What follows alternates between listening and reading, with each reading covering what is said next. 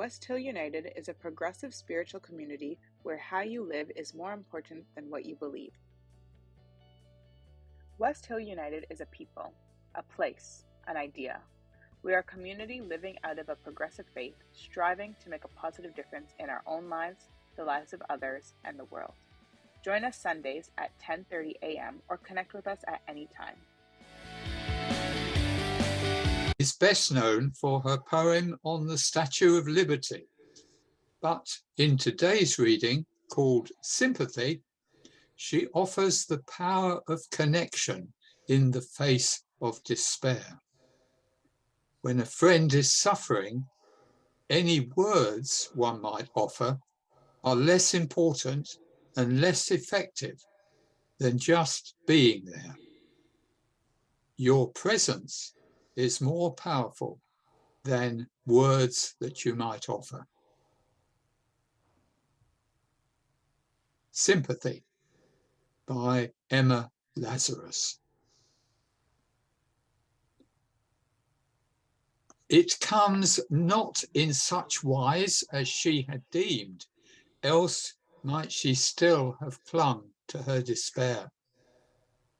More tender, grateful than she could have dreamed, fond hands passed, pitying over brows and hair, and gentle words borne softly through the air, calming her weary sense and wildered mind by welcome, dear communion with her kind.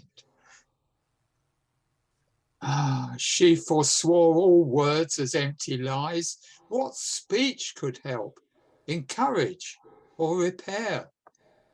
Yet, when she meets these grave, indulgent eyes, fulfilled with pity, simplest words are fair, caressing, meaningless, that do not dare to compensate or mend, but merely soothe with hopeful visions after bitter truth. One who, through conquered trouble, had grown wise to read the grief unspoken, unexpressed, the misery of the blank and heavy eyes, or through youth's infinite compassion guessed the heavy burden, such a one brought rest and bade her lay aside her doubts and fears, while the hard pain dissolved in blessed tears. Offered as wisdom for the journey, may we walk in its light.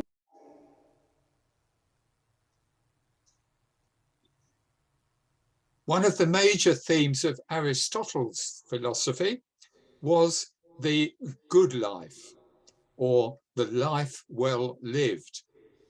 He spoke of good health and vigor, access to food and housing, and love and connection.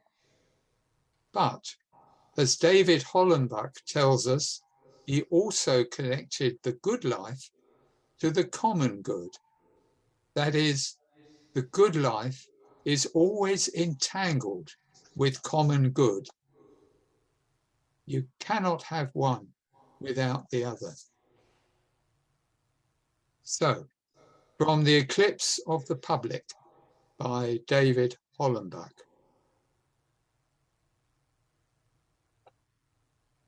One of Aristotle's most significant conclusions was that a good life is oriented to goods shared with others, the common good of the larger society of which one is a part. The good life of a single person and the quality of the common life persons share with one another in a society are linked. Thus, the good of the individual and the common good are inseparable. In fact, the common good of the community should have primacy in setting direction for the lives of individuals, for it is a higher good than the particular goods of private persons. In Aristotle's words, even if the good is the same for the individual and the state, the good of the state clearly is the greater and more perfect thing to attain and to safeguard. The attainment of the good for one person alone is, to be sure, the source of satisfaction. Yet to secure it for a nation and for states is another, is nobler, offered as wisdom for the journey. May we walk in its light.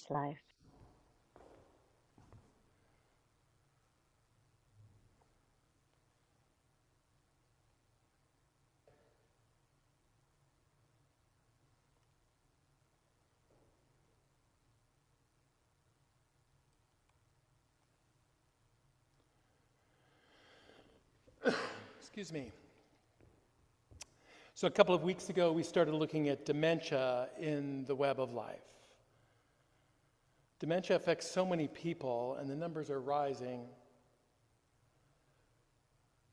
with our aging population. We started by centering the person who is suffering the most. And of course, that's the person who is actually suffering from dementia. And we committed to honoring their humanity, even as we see them diminish and change into someone who seems unfamiliar. And last week, we centered the caregiver, as Chris Avis spoke about his experience taking care of his wife who had Alzheimer's. He shined a light on the suffering of the caregiver, which is significant and important. And he did so while somehow reminding us that life is still good. He embraced life. He remained grounded in life, even as the love of his life withered away. And the reason we look at suffering is because there's so much suffering in the world. So much of the web of life is in distress, and we are called to offer compassion. I hear that every Sunday during our sharing time when we ask for an abundance of love. We name a person or a place where there is suffering, and we ask for love. We ask that may love abound. But that's not our only response to the suffering. We must respond to suffering with compassion. And we have to remember what compassion actually means. Compassion means to suffer with. The Latin word for suffering is passion. And the prefix "com" is like co-worker or cohabitant or co-sufferer. When we are in relationship with someone who is suffering, we are co-sufferers. We suffer with them. That's what compassion means, suffering with. When we offer compassion to someone, we suffer with them.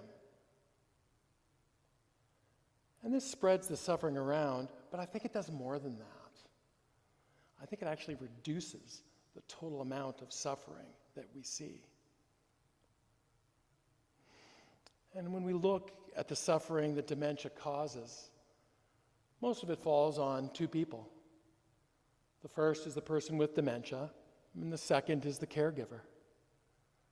Sometimes there are several caregivers, but so often one person bears the brunt of the compassion.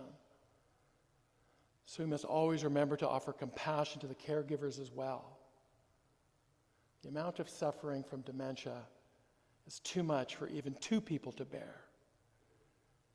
So we must look for compassion in other places as well.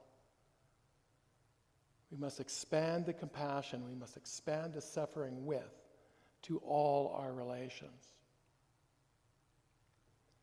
We look for compassion in the web of life through our relationships. We are constituted by our relationships. And the compassion the co-suffering, flows throughout the web of life, and we are more connected than we can ever understand. And when I say the web of life is realized through relationships, I mean not just our personal relationships, although those are primary, but relationships in community, such as the one we have here at West Hill United. And it goes even further to societal relationships. Part of the web of life is the governments we organize to take care of one another. In Canada, like many countries, we elect a government to take care of us. And our governments are not the same as the web of life, but they're not disconnected either. And the sentiment of this practice is not something new. In the ancestry of most people in this community, it goes at least to Aristotle, as we heard today. It emerges from his writing on the good life, or the life well lived.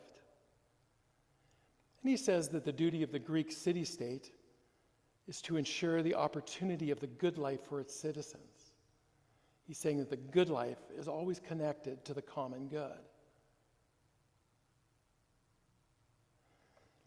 And Aristotle wrote and thought a lot about the good life, or the life well lived, as he called it. And he started with what he called the bodily goods, which is health, vitality, and pleasure. And he called ready access to the food and housing we need external goods. And finally, he included goods of the soul: knowledge, skill, love, friendship, aesthetic enjoyment, honor, things that feed us as human beings and really make life worth living. And Aristotle said that the state, or the polis, as you'll see in his writings, that the state is responsible to provide opportunity for its citizens to have a good life. And in 21st century, it would be the government of Canada or the UK or the United States, wherever you live. Aristotle said that it's up to the government to provide the opportunity for a good life for its citizens. And what that really means is that the common good is part of the good life. They're connected. You can't separate them. We cannot have the good life without the common good being realized. They're inextricably linked. To quote Martin Luther King, I can only be what I ought to be if you are what you ought to be. And you can only be what you ought to be if I am what I ought to be. This is the interrelated structure of reality. This is the web of life. And the role of the state is to provide the opportunity for the good life. And with respect to the way our governments resource our care for people with dementia, it falls short of that expectation. Our governments are not offering the good life to people suffering with dementia or their caregivers. Now, you might say that the person suffering with dementia precludes the possibility of the good life. And there's a case to be made, but that's not what I'm talking about today. There can be no doubt that we can offer more to people with dementia. And we can reduce their suffering even if the good life is beyond them. And we can start by better supporting caregivers. And the good life must be available to caregivers even as they suffer with their loved ones. And I'm in no way criticizing the geriatric industry here in Canada or anything like that. What I'm saying is we're not giving it the resources that it needs. My mother received good care at the long-term care facility that she lived her final days. But I can't imagine the executive director would not have appreciated having their budget doubled so they could hire more good people to well-paying jobs to make the life of someone ailing with dementia a little more comfortable. That sounds like it serves the common good. And I took care of my mother for a couple years, and so I have an idea on what caregivers actually need. But I bet you could go anywhere in the world and find 10 random caregivers and give them tea of cookies, and after a couple of hours, you'd have a list of what they need. I don't think it's that complicated. I don't think the solutions are beyond our comprehension. I think they're beyond our resourcing in an inequitable world. And let me be clear, I believe these resources exist. We could double the resources of long-term care facilities if we're willing to raise the taxes on the ultra-rich. We're living in times of record-setting wealth, but we allowed it to reside in the bank accounts of a very few. And that's not the common good. That's not the good life. I don't know if you've seen a picture of Jeff Bezos' $500 million yacht. And of course, Bezos, of course, is the owner of the Amazon conglomerate, and I did a quick Google search, and it told me his worth is $147 billion. There's something wrong here. That can't be the common good. Any 7-year-old can tell you that he should share his toys. Almost all of our wealth is in the hands of a few ultra-rich people, and that can't be the common good. Now, you may say that all of a sudden I've taken a quick turn from dementia to tax policy. You may ask, where's the connection to dementia here? And I would say we'd find that connection in the web of life. Caregivers need help in caring for our relations with dementia. They need help from their loved ones, and they need help from their neighbors, and they need help from communities like this. And they need help from their governments who are responsible to provide the opportunities to the good life. We are all connected to the web of life, and our governments are a part of that. And their role is to provide the opportunity for the good life. So I'm talking about offering much more resources for dementia, and people will say, well, what about single mothers? What about homeless people? What about reparations for Indigenous people or for Black people for chattel slavery? But this whataboutism is just a distraction. It's a canard. There is enough for everybody. Austerity is a scam. There are enough resources for everyone. We have enough. The problem is that we're not sharing it equitably. And there's something wrong here. We have an immoral economy because the economy is part of the web of life. In fact, the word economy comes from the Greek meaning household. And the way we have organized our household, the way we've organized our economy, does not support the common good. It's antithetical to the good life. And this goes back to Aristotle, the idea that the good life must include the common good, that my well-being is wrapped up in your well-being. This is not exclusive to Aristotle, and I doubt he even invented the thought.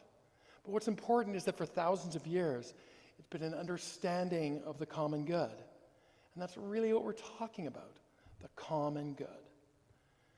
And the good life is wrapped up in the common good. You can't have the good life if you don't have the common good. And what this means is that Jeff Bezos doesn't have the good life.